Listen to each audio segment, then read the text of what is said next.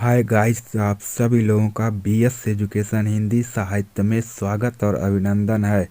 आज हम लोग पढ़ेंगे अघोष और घोष वर्णों में अंतर। आइए देखते हैं स्क्रीन पर। या कंपन के आधार पर व्यंजन को दो भागों में बांटा गया है। कितने भागों में बांटा गया है? दो भागों में बांटा गया है। पहला जो होता है वह घोष व्यंजन होता है। पहला क्या होता है? वह घोष व्यंजन होता है। दूसरा जो होता है उसे घोष व्यंजन कहते हैं।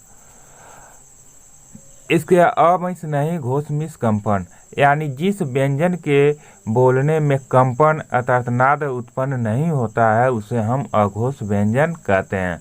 और घोष किसे कहते हैं? ठीक उसका विपरीत, यानी जिस व्यंजन को बोलने में कंपन उत्पन्न होता है उसे हम घोष व्यंजन कहते हैं। जिसे देखेंगे कि प्रत्येक वर्ग का जो पहला और दूसरा वर्ण होता है उसे हम अघोष व्यंजन कहते हैं। इसका यही ट्रिक होता है कि पहला और दूसरा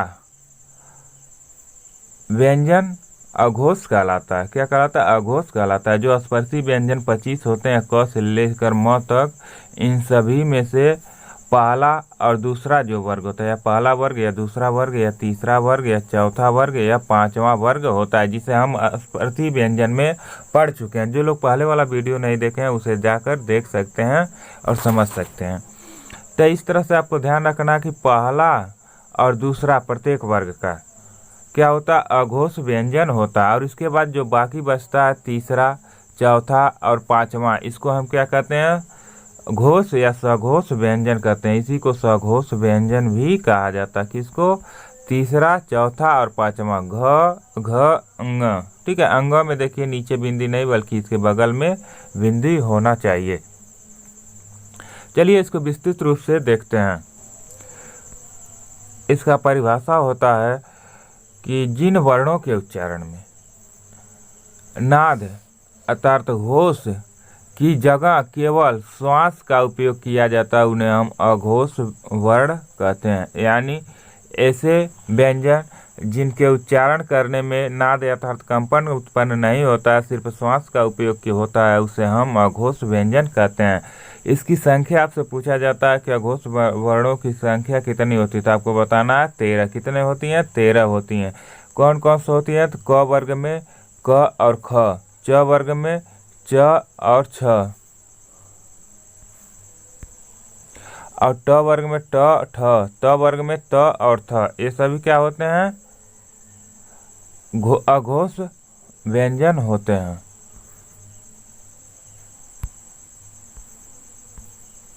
इसके बाद प वर्ग में प और फ, और उसके अलावा जो उसमें व्यंजन होते हैं स ख स, उसमें से 3 वर्ण यानी तालवी स, कौन सा? तालवी स, मूर्धन्य स और दंती स, ये सब भी क्या होते हैं?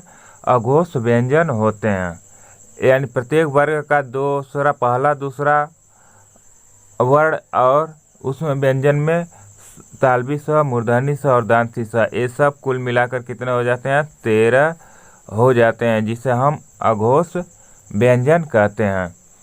इसके बाद देखेंगे कि सघोष व्यंजन क्या होता है, अर्थात ऐसे व्यंजन जिन वर्णों के उच्चारण में केवल नाद अर्थात कंपन का उपयोग होता है उसे हम अघोष व्यंजन कहते हैं। तो आपको इतना ही ध्यान रखना, जिन वर्णों के उच्चारण में केवल नाद का उपयोग होता है अर्थात कंपन का उपयोग होता है, कंपन उत्पन्न होता है, उसे हम घोष वर्ण कहते हैं। इसकी संख्या अगर कुल संख्या पूछा जाए तो कितनी होती है? 31 होती हैं। कितने होती हैं? 31 होती हैं। अगर आपसे पूछा जाए कि कौन कौन से होते हैं, तो पहले भी आप लोग जान चुके हैं कि क वर्ग का क्या होता है? प्रत्येक वर्ग का तीसरा, चौथा और पांचवा। जैसे क वर्ग में ग घ ङ, ये क्या होते हैं? घोष वर्ण होते हैं। च वर्ग में ज झ ञ, ट वर्ग में ड ढ अड़।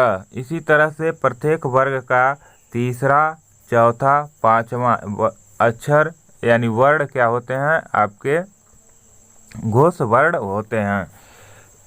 और इसमें जो सभी स्वर होते हैं, स्वर को भी काउंट किया जाता है, किसमें, घोष वर्ण में।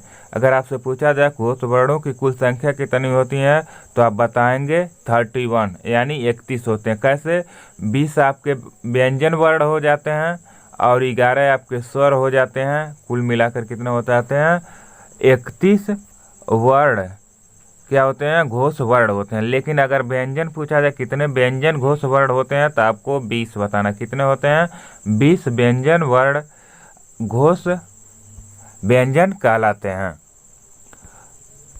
उम्मीद करता हूँ कि आप लोगों को यह समझ में आ गया होगा। इसी के साथ जो लोग वीडियो को लाइक नहीं किए हैं वो लाइक कर दें, क्योंकि लाइक करने से हमें मोटिवेशन मिलता है।